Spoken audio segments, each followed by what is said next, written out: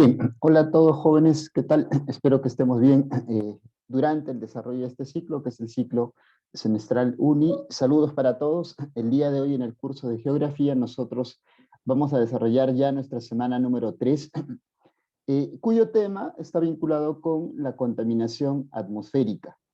Sí, contaminación atmosférica 1, y a la semana 4 estaremos haciendo la segunda parte de este tema, que sería contaminación atmosférica 2. Entonces, iniciamos ya nuestra clase del día de hoy y de esta semana también, de esta semana académica, que es la semana número 3. ¿Cuál es el contenido temático que vamos a abordar? Vamos a hablar sobre dos conceptos que son muy comunes, de uso muy frecuente, cuando hablamos sobre contaminación atmosférica, es decir, sobre el efecto invernadero y también sobre el calentamiento global. Tenemos que hacer una diferenciación incluso entre estos dos conceptos que se suelen parecer mucho en el uso común, como bien conoces tú. Y luego abordaremos cuáles son las causas y las consecuencias del proceso del calentamiento global. Entonces, iniciamos, jóvenes, ya esta parte del tema, ¿no? Vamos a primero establecer una diferencia entre lo que es el efecto invernadero y el calentamiento global. Miren, cuando nosotros hablamos del efecto invernadero y el calentamiento global, hay que partir de un preámbulo importante. ¿Cuál es ese preámbulo? Ese preámbulo está relacionado específicamente a en qué espacio, ¿sí?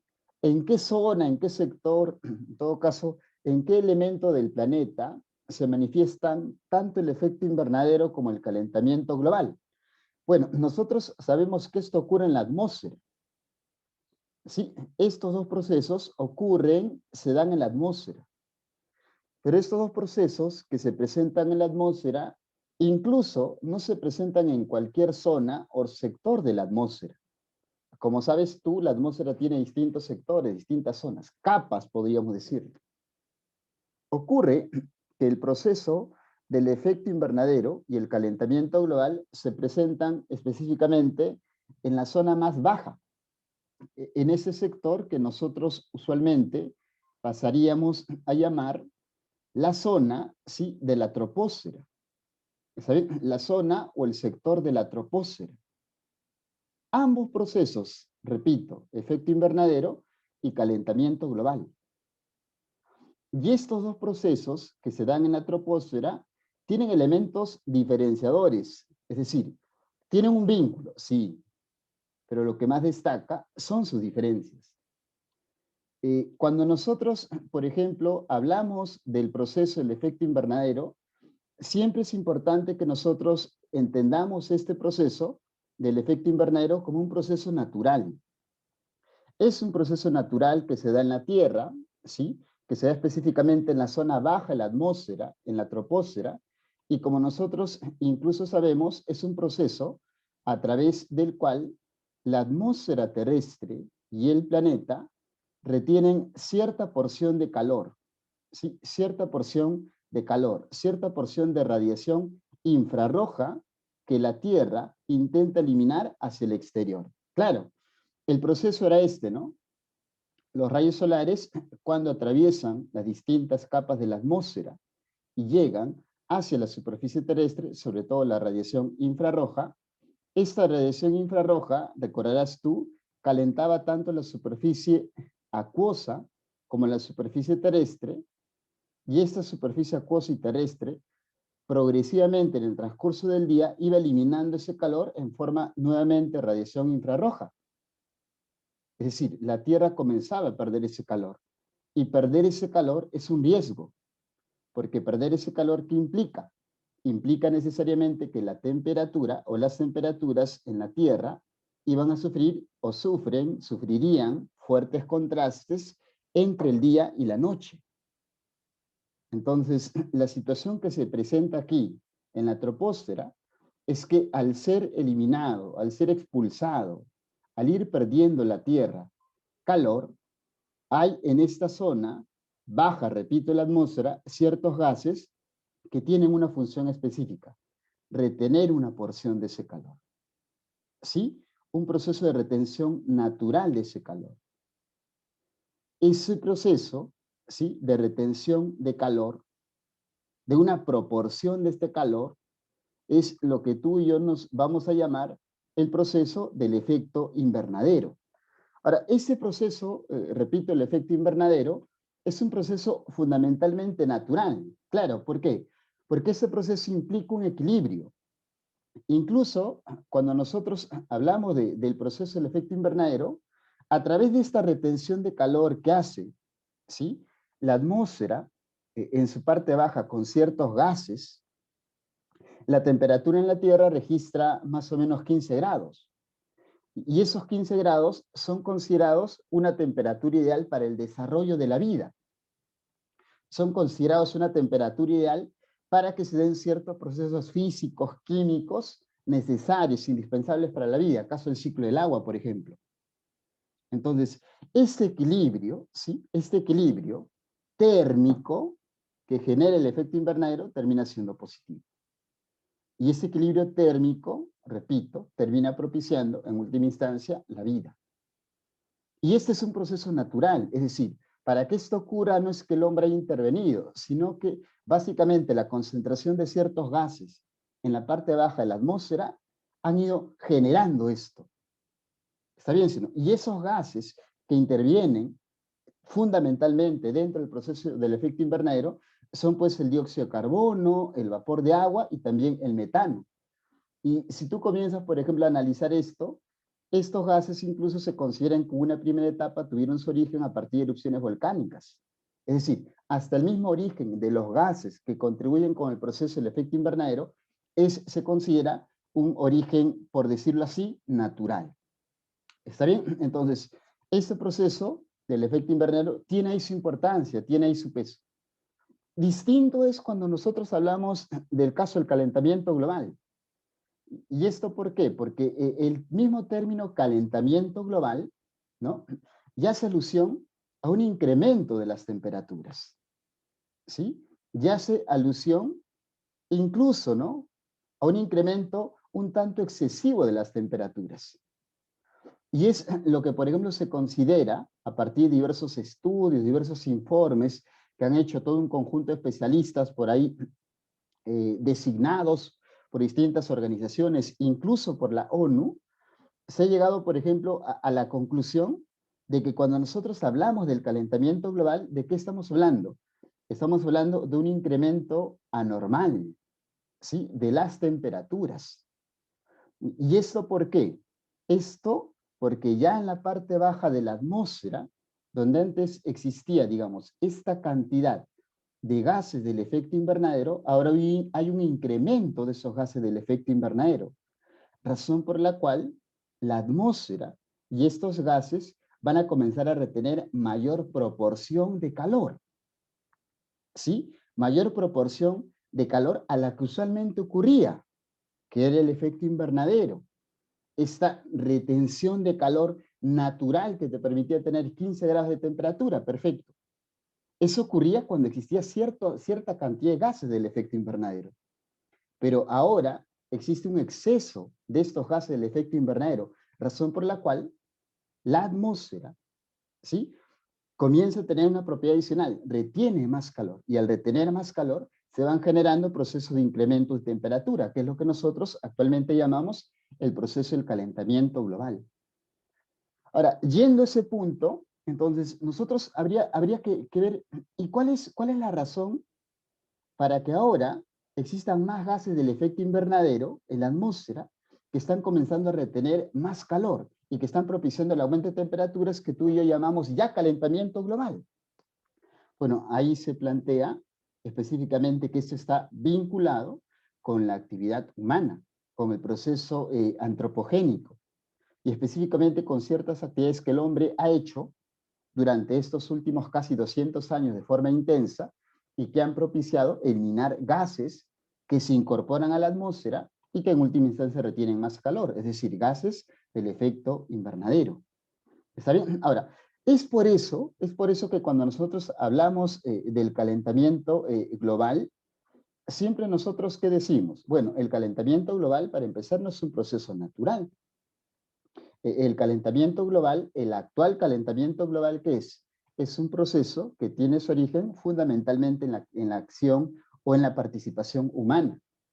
Y esa participación humana, ¿en qué se expresa? Bueno, en un desarrollo industrial que utiliza ciertas fuentes de energía cuyo derivado son pues gases del efecto invernadero.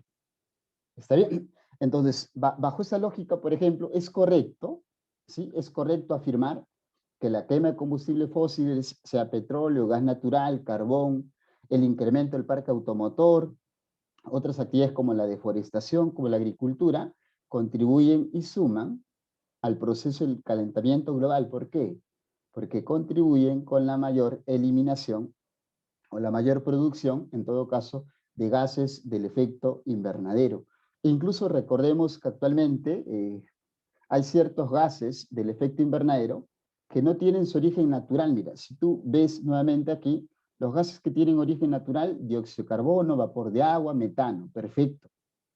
Pero en el actual proceso de calentamiento global, como se han incorporado más gases a la atmósfera, hay ciertos gases que la naturaleza no los producía y que ahora la industria humana sí los produce. Por ejemplo, podríamos citarnos los hidrofluorocarbonos o los perfluorocarbonos, ¿no? O el hexafluoro de azufre, que son gases que no tenían un origen natural, sino que más bien la industria los ha generado y esos también suman al proceso del calentamiento global. ¿Está bien? Entonces, tomar en cuenta eso como referencia. Otro aspecto, y este es un poco a modo de síntesis, es justamente esta comparación más directa, ¿no? Es decir, por un lado, el efecto invernadero y por otro lado, el calentamiento global, ¿no? El efecto invernadero entendido como ¿qué? Como un calentamiento natural, como un proceso natural que se da en la Tierra a partir de la presencia de ciertos gases. ¿Está bien? Y que este equilibrio es propicio, es adecuado, genera buenas o mejores condiciones ¿para qué? Para el desarrollo de la vida. Y de otro lado tenemos el calentamiento global, que ya es ese incremento anormal de la temperatura, producto de ¿qué? De una concentración excesiva de gases del efecto invernadero. ¿Está bien? Entonces, ¿esto qué es lo que hace? ¿Esto qué es lo que genera? Bueno, esto en última instancia se traduce en diversos problemas de carácter ambiental. Y no solamente problemas de carácter ambiental, sino también problemas de carácter económico e incluso problemas de carácter social. ¿Está bien? Dentro de las causas del calentamiento global que nosotros vamos a analizar, ¿qué es lo que podemos encontrar? A ver, no hay que hablar solamente de aquello que uno puede encontrar, por ejemplo, no sé, en tal o cual página, sino en aquello que han comenzado a sistematizar un poco distintas instituciones como esta, ¿no? Que es el panel de expertos del cambio climático, el IPCC, ¿no? Esta institución, por ejemplo, concluye algo importante, que el actual proceso de incremento de temperaturas que nosotros denominamos calentamiento global, en principio, se está acelerando. Y que este proceso de aceleración o incremento responde a qué? Responde a que a partir de mediados del siglo XX, es decir, más o menos 1950, se ha comenzado a incrementar de manera masiva la emisión de gases de efecto invernadero. O sea, hay un incremento amplio dentro de lo que es la emisión de gases del efecto invernadero. Y estas causales son múltiples. ¿Saben? Estas causales son múltiples. Por ejemplo, ¿no? Hace un ratito ya lo decíamos, la quema de los combustibles fósiles. Si nosotros hacemos un rastreo histórico, sí, pues, comparar el uso del petróleo actual con relación al uso del petróleo en 1950, 1940, 1930, ¿te imaginas tú? Si lo vemos, la magnitud, por allí, incluso el tamaño de las empresas o de las industrias, las fábricas, por decirlo así, 1920, 1930, 40, 50, comparado con lo de ahora. O sea, hay un gran salto. Y ese gran salto entre tamaños y cantidades de industrias, ¿qué significa? Significa necesariamente mayor disposición de fuente energética para abastecerlas. Y esa fuente energética, querramos o no, en su mayoría está vinculado básicamente con el petróleo, con el gas, o en su defecto con el carbón.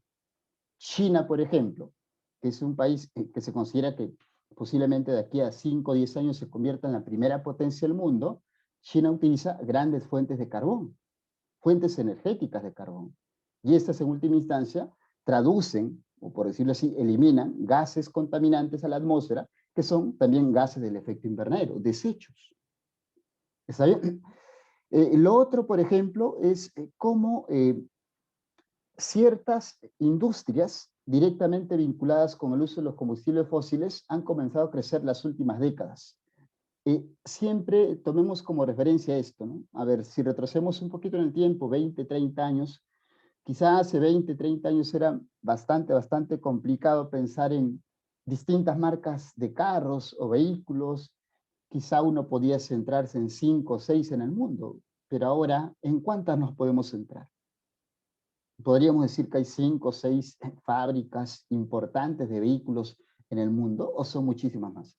El parque automotor ha crecido, incluso en el Perú el parque automotor ha crecido, y es una de las causales más importantes para problemas vinculados con el congestionamiento o el tránsito. No solo en el Perú, repito, es un fenómeno o es un evento mundial. Y otros aspectos también que están muy vinculados vienen a ser, por ejemplo, el tema de la deforestación. Claro, y uno dirá, pero profe, cuando uno tala un bosque, no elimina este CO2. Por ejemplo, yo talo un bosque, profesor, no elimino dióxido de carbono. Quizá directamente no, pero depende mucho de dos aspectos. De cómo se haga el proceso de deforestación y también del impacto directo que tiene la deforestación. Por ejemplo, tú sabes que en el caso peruano, cuando se habla de la deforestación, ¿no? Cuando hablamos de la pérdida de la superficie boscosa en el Perú, eso es la deforestación, la pérdida de bosques, hablamos de talar bosques y quemar bosques. O sea, en última instancia en el Perú y en distintos lugares del mundo, deforestación implica cortar bosques y quemarlos. ¿Entiendes? O sea, sí implica eliminar gases contaminantes que luego suman al proceso del calentamiento global. Pero no solo eso, sino también implica, una vez talados, quemados los bosques o quemada la vegetación, que niegas la posibilidad de que la naturaleza regule esa concentración de este gas tan importante dentro del proceso del calentamiento global, que es el CO2, que es en última instancia el gas más importante. Tú sabes que los árboles, a través de la fotosíntesis, desarrollan un proceso en el cual regulan esa concentración del CO2. Entonces, si te das cuenta, sí hay impactos directos por un lado, indirectos por otro lado.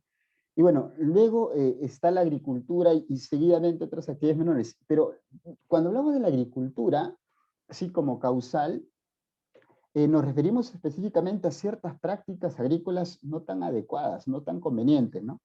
Por ejemplo, prácticas agrícolas no tan adecuadas, no tan convenientes, pueden estar vinculadas, o están, perdón, vinculadas con el uso de los combustibles, el uso de fertilizantes, pero un uso excesivo de fertilizantes químicos. Porque utilizar fertilizantes es adecuado. El utilizarlos en exceso sí es nocivo para el suelo, pero también porque se eliminan así gases del efecto invernadero como el óxido nitroso. O en su defecto, ¿no? Cuando vemos a la agricultura y para combatir a las plagas nosotros comenzamos a rociar pesticidas. Esos pesticidas también concentran gases del efecto invernadero, o perdón, gases del efecto invernadero que contribuyen con el calentamiento global. Ahí, por ejemplo, están los hidrofluorocarbonos, básicamente. Otro aspecto es estas malas prácticas de riego, que a veces están vinculadas con, por ahí, la eliminación de ciertos gases contaminantes, como ¿quién? Como el metano. Claro, quizá la práctica más conocida en nosotros es el caso del cultivo del arroz. Cuando se cultiva el arroz, como tú conocerás, se inundan los suelos, y al inundarse los suelos, los organismos que están inundados, cubiertos totalmente por las aguas, comienzan a morir, descomponerse, desintegrarse, y van eliminando, ¿qué cosa? Van eliminando siempre el metano, y el metano es también un gas del efecto invernadero. Aquí se mencionan, del efecto invernadero del calentamiento global, aquí se mencionan, por ejemplo, cómo ciertos gases, ¿sí?, han comenzado a incrementar su proporción y han sumado a ese proceso, ¿no?, del calentamiento global, el CO2. También tienes el caso del metano. Incluso el metano se desprende de la basura que nosotros dejamos en las calles, basuras no tratadas, etc. El óxido nitroso, que está en fertilizantes, muchas veces también en pesticidas o plaguicidas. ¿Está bien? Y luego también tenemos por ahí cómo, si se quiere, ¿no? Cómo la misma deforestación está sumando a que se elimine CO2, o en todo caso a privar a que las plantas capten ese exceso de CO2 que está presente en la atmósfera. ¿Está bien? Entonces, ya tenemos por ahí algunas causas centrales que más o menos van a permitir un poco ir orientando el análisis que nosotros tenemos que desarrollar con relación al tema del día de hoy. ¿Cuáles son dentro de este proceso, ¿sí? Dentro de este proceso del calentamiento global, los principales gases que están sumando, ¿no? Que están sumando al incremento de las temperaturas? Bueno, les hago recordar lo siguiente. Ustedes recuerden que en el año 97, distintos países del mundo, reunidos en Kioto, acordaron firmar el protocolo de Kioto. Y en ese contexto se consideró que existían 6 gases, ¿sí?, del efecto invernadero que contribuían en el proceso del calentamiento global. De esos 6 gases, profe, usted le está dando peso a 3. ¿Por qué? Porque estos 3 son considerados los más importantes. Digamos que si tuviéramos que poner en porcentajes, ¿quiénes son los gases que tienen la mayor responsabilidad con relación al calentamiento global? Son estos 3. Y los otros 3, que los voy a desarrollar en un momento, digamos, tienen una responsabilidad menor. Pero hay algo característico. Hay algo característico. Estos otros 3 gases, ¿sí?, tienen un origen netamente humano. Es decir, la naturaleza no los producía, sino que más bien el hombre y la industria los ha comenzado a producir. La naturaleza, repito, no los producía. Estos 3 que aparecen aquí sí, porque estos 3 de una u otra forma se generaban en procesos naturales como las erupciones volcánicas. Solo que ahora esos procesos se han ido incrementando producto de ¿qué? De la industria. Ahí ya interviene el hombre, cómo el hombre ha ido sumando. Entonces tenemos el caso del dióxido de carbono, que es considerado el principal gas responsable, como sabes tú. ¿Cuáles son sus fuentes de producción industrial? Primero la quema de combustibles fósiles y también todo tipo de manufacturas. ¿Y cuáles son, por ejemplo, las fuentes de uso de la tierra, ¿no? Por ejemplo, la deforestación, la quema de bosques. Es decir, cuando uno quema bosques, cuando uno, por ejemplo, desarrolla deforestación, también impacta en la concentración del CO2, del dióxido de carbono. El caso del metano, ¿no? El metano está presente en rellenos sanitarios, minas como la de carbón, e incluso producción de gas natural. O sea, a veces pensamos que la producción de gas natural es limpia. Es cierto, menos contaminante que el uso del petróleo y sus derivados, pero en última instancia también contaminante.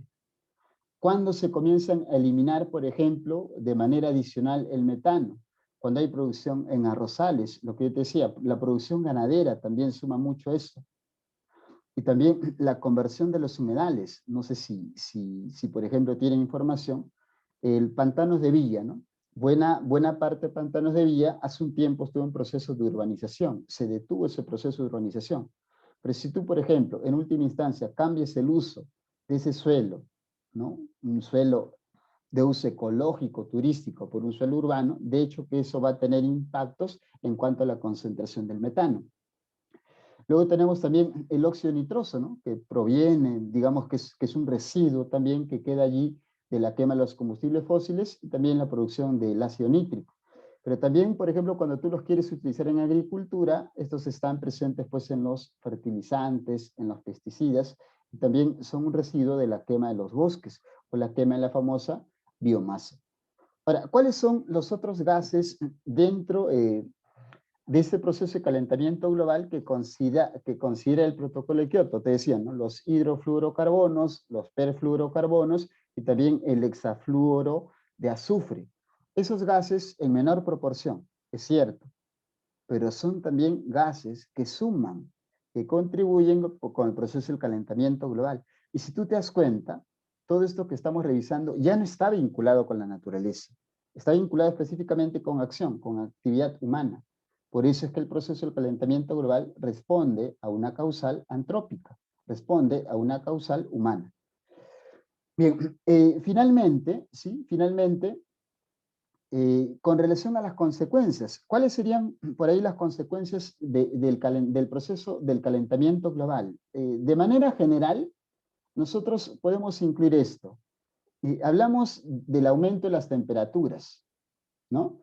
Y hablamos de que ese aumento de las temperaturas en la Tierra va a tener un impacto directo, ojo, a todo lo que nosotros llamamos el sistema climático del mundo. Como tú sabes, el clima, ¿sí? El clima cambia. El clima puede cambiar cada 25, cada 30 años. Se tienen registros históricos de que incluso a veces cambia luego de más tiempo. Quizá un problema que se ha identificado estas últimas décadas es que las actuales condiciones climáticas de distintos lugares o territorios en el mundo no están cambiando en ese lapso de tiempo de 25 o 30 años, sino que están cambiando de manera más rápida. Por eso es que se habla mucho y se menciona mucho que el proceso del calentamiento global acelera el cambio climático. Y al acelerar el cambio climático, los impactos ecológicos, los impactos económicos y los impactos sociales para el hombre pueden ser severos.